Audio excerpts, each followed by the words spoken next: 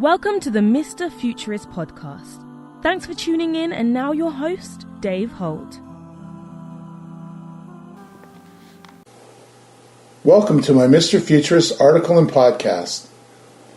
One of the greatest things that we can have for the future is maximizing our concentration skills and getting into a flow state. A lot of people today don't have really good concentration skills, and it's so important. The only way to do this is to slow down the monkey mind from jumping all over the place. It's not an easy task in this world. Something that's really helped me to get into a meditative state is my Muse brain sensing headband. It's like having your own personal meditation assistant. So check out Muse. I put a link to it below. This thing really works, and I think you'll like it. Next week, I'm doing a special discussion on the U.S. public school system and college system. You won't want to miss that. This week, I'll be discussing 2 productive ways that AI can be used to save lives and make our world better, how increasing automation of claims-related business transactions could save the healthcare industry $11.1 billion annually. Can Rust Belt U.S. heartland cities become revived using AI and other advanced technologies? Will AI and robotics redefine and not reduce manufacturing jobs?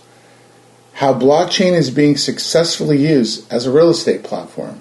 Get ready for the AI avatar doppelganger invasion, the new public AI designed you.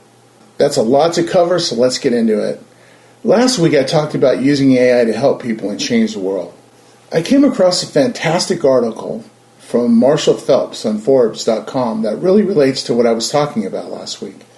It's called 2 Huge Problems AI Could Solve Today.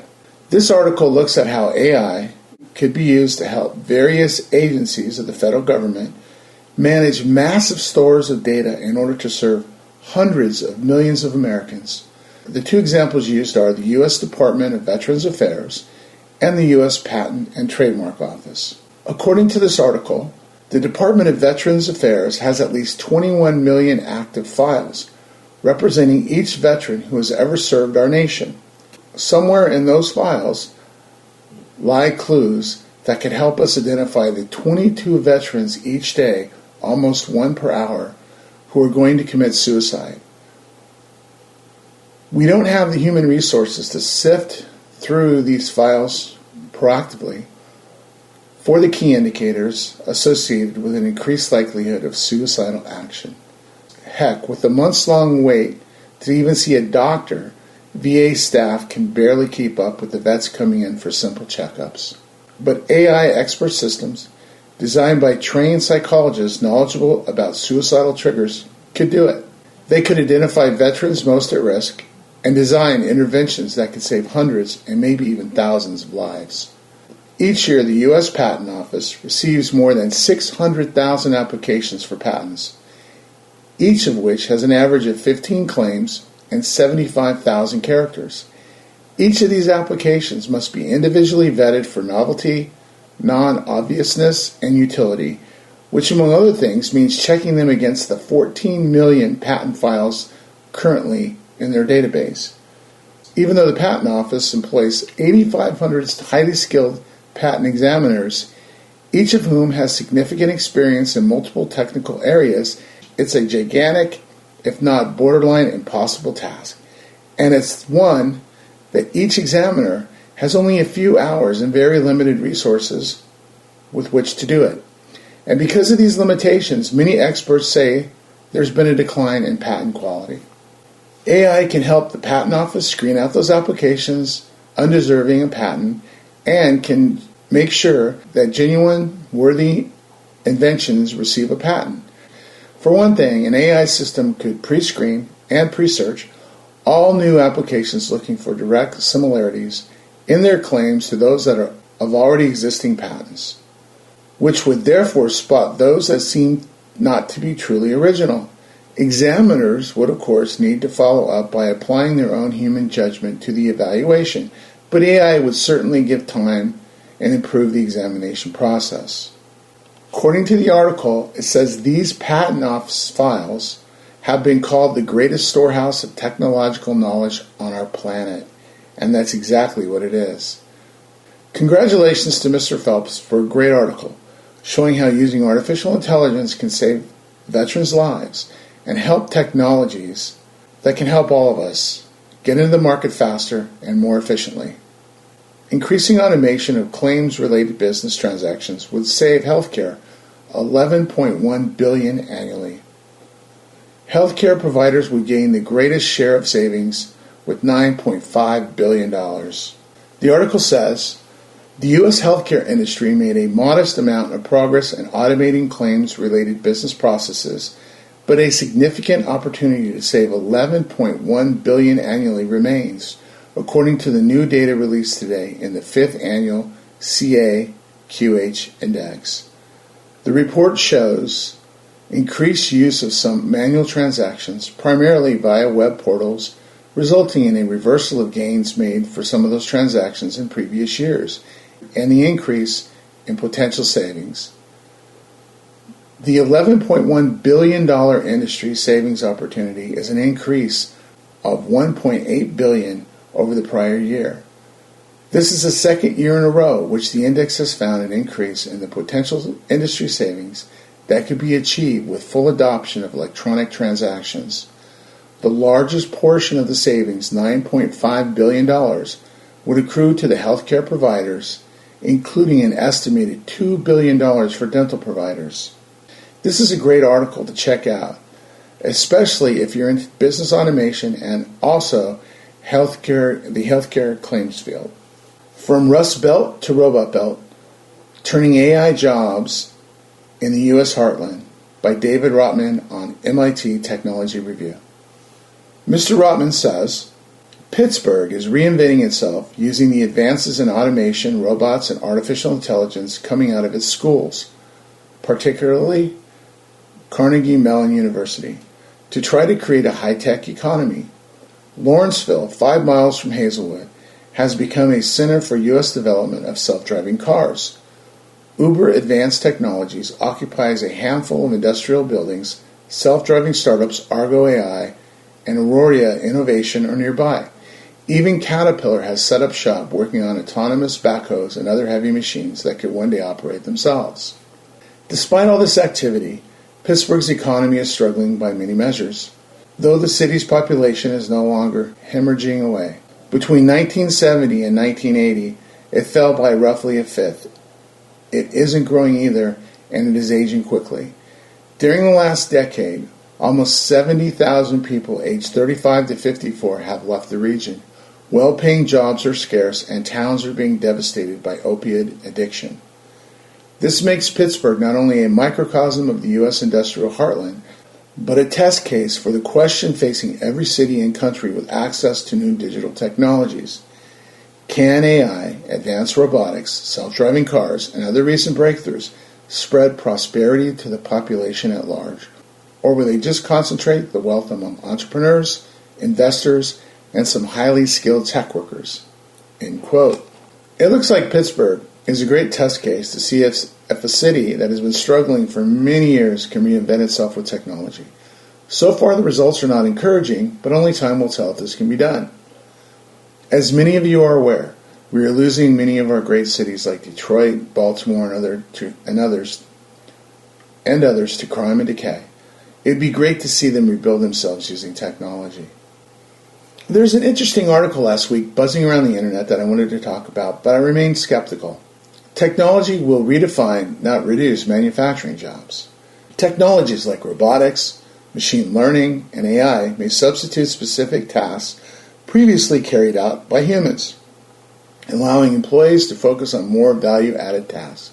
Sounds good. This seems to be the new bright outlook spin on how technology will create more meaningful jobs and value-added tasks. So let's take a look at what the article says. The introduction and wider availability of self-service analytics, machine learning, and AI simply helps level the playing field by focusing the conversation on how to supplement rather than supplant today's employees, putting the lens on the job itself rather than the organization or environment in which it resides, concluded Martin. But this adoption of technology is slow. The report found that 67% of manufacturing respondents did not have Internet of Things solutions in operation. Of those, 74% were either investigating, assessing, or planning to deploy such solutions in the next 12 months. Survey results show that while a lot of activity in the non-connectivity categories are relatively simplistic deployments, industrial Internet of Things applications share a common propensity for automation enablement. 35% of respondents in manufacturing are assessing AI, and 47% have either developed or plan to deploy robotic solutions in the next 12 months. This is an article worth looking at, but obviously there's not enough companies automating, as 67% did not have Internet of Things solutions in operation, and of those, 74% were either investigating, assessing, or planning to deploy such solutions in the next 12 months. The data shows that although technology will allow manufacturing employees to focus on more value-added tasks, there will probably be only a few people doing it in a couple of years. The value-added task in the factory will most likely be a single person keeping tabs on the machine that is running and controlling hundreds of robots, if not thousands. I've watched how China is using mass automation in their plants right now, and I can't believe that the U.S. won't catch up soon. So much for bringing back manufacturing to the U.S. as a mass job creation strategy. Check out this really interesting video. It's from last year that shows and discusses China's manufacturing operations. It's a short video. It's definitely worth a watch. And I think when watching this video, you can see what the U.S. is going to do. Blockchain real estate platform, ShelterZoom, recognized by SIIA as a best emerging technology. The article says, ShelterZoom, creator of the first blockchain-based real estate offer acceptance and rental platform, has been named the best emerging technology of 2018 as part of the annual SIIA CODI Awards. CODI Award recipients are the companies producing the most innovative business technology products across the country and around the world.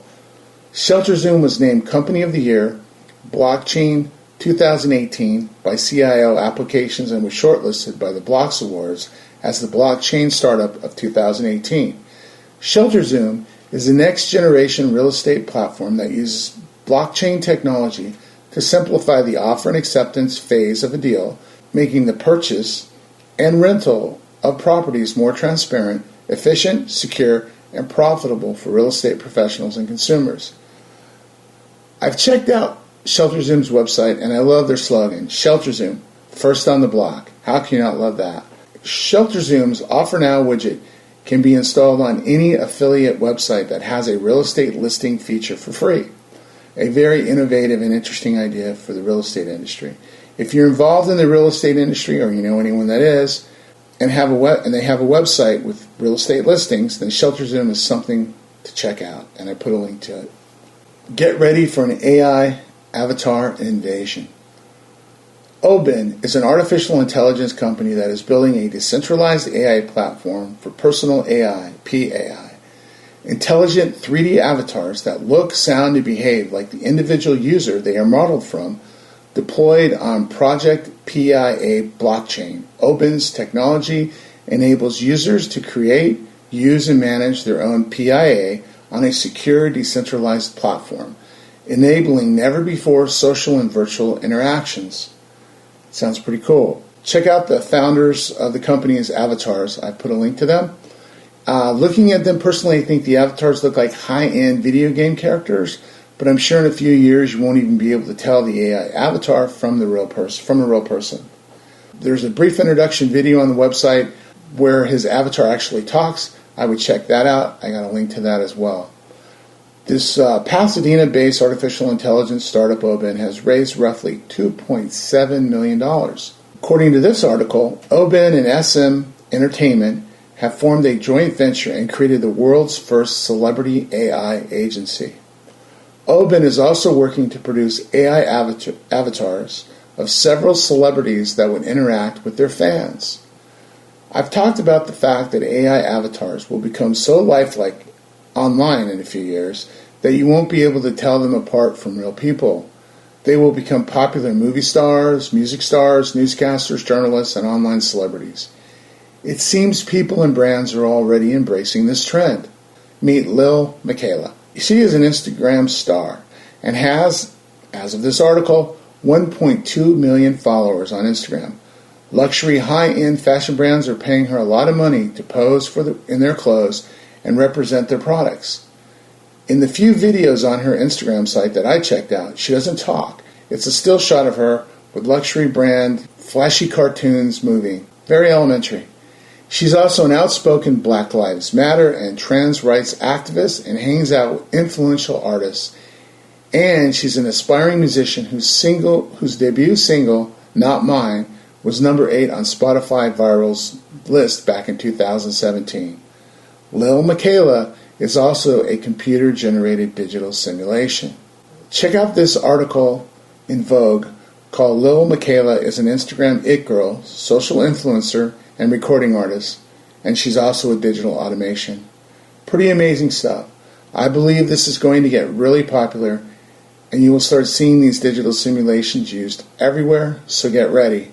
Don't be surprised if Mr. Future starts using one in the near future. We appreciate your support for Mr. Futurist and hope you enjoyed our show. Be sure to tune in for our next Mr. Futurist podcast, coming soon.